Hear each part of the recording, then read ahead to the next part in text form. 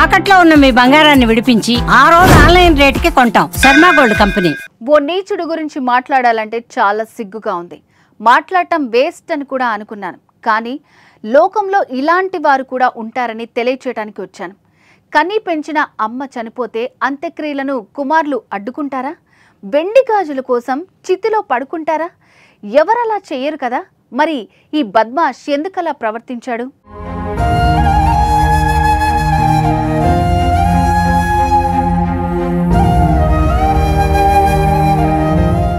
అది రాజస్థాన్ రాజధాని జైపూర్లో షాపురా police station ప్రాంతంలోని లీలాకా బాస్ గ్రామం. ఆ గ్రామంలో ఓ మహిళ మృతి చెందింది. ఆమె అంత్యక్రియల కోసం అన్ని ఏర్పాట్లు జరుగుతున్నాయి. ఆమె మృతదేహాన్ని ఊరేగింపుగా చితి వద్దకు కూడా తీసుకొచ్చారు. తల్లికి కడసారి వీడ్కోలు పలకాల్సిన కొడుకులు కొట్లాటకు దిగారు. చితి వద్దే కొట్లాడుకున్నారు. కారణమేంటో తెలుసా? ఆమె చేతుకున్న వెండి గాజులు.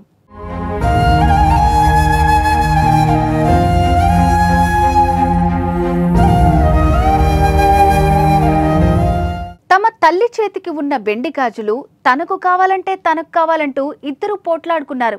ఏకంగా చిన్న కుమారుడు వెండి గాజులు తనకే ఇవ్వాలంటూ, లేకపోతే అంత్యక్రియలు జరగవంటూ ఏకంగా తల్లి కోసం పేర్చిన చితిపైన పడుకున్నాడు. అది ఇచ్చేంత వరకు అక్కడి నుంచి లేచేది లేదని దుర్మార్గంగా ప్రవర్తించాడు. చివరకు ఆభరణాలను చిన్న కుమారుడికి ఇచ్చారు.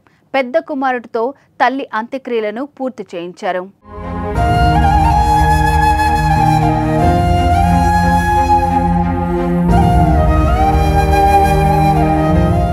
దీనికి సంబంధించిన వీడియో సోషల్ మీడియాలో వైరల్ అవుతోంది. ఆ కొడుకు చేసిన పనిని అందరూ దుమ్మెత్తిపోస్తున్నారు. నవమాసాలు మోసి పెంచిన కొడుకులు చివరికి తల్లి అంత్యక్రియల దగ్గర ఆమె వెండి గాజుల కోసం ఇలా కొట్లాడుకోవటం, అంత్యక్రియలు ఆపేసి ఆమె చితి మీద పడుకొని నిరసన తెలియచేయటంపై వీరిపై తీవ్ర విమర్శలు చేస్తున్నారు. ఈ కొడుకు ఆ తల్లికి చెడబుట్టాడని మండిపడుతున్నారు. కడుపులో నలుసు పడిన నాటి నుంచి నవమాసాలు ఎన్నో సంఘటనలు ఎదుర్కొని తన రక్త మాంసాలు పంచి అమ్మ పునర్జన్మనెత్తుతూ బిడ్డకు జన్మనిస్తుంది. కంటికి రెప్పలా కాపాడుకుంటూ పెంచి పెద్ద చేస్తుంది. ఆమె ప్రేమ అనిర్వచనీయం. అలాంటి అమ్మ దూరమైతే తట్టుకోవటం ఏ బిడ్డ వల్ల కూడా కాదు. కానీ కన్నవారి ప్రేమను మరచి కాసులపై మమకారంతో జరుగుతున్న ఇలాంటి దారుణాలు నిత్యకృత్యంగా మారాయి.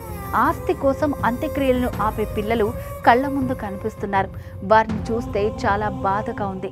చచ్చిపోతున్న మానవత్వాన్ని చూస్తే గుండె తరుక్కుపోతుంది. మానవతా విలువల కంటే డబ్బే ముఖ్యమని అర్థమవుతుంది. ఇలాంటి వారిని ఏమనాలి? మీరే కామెంట్ చేయండి.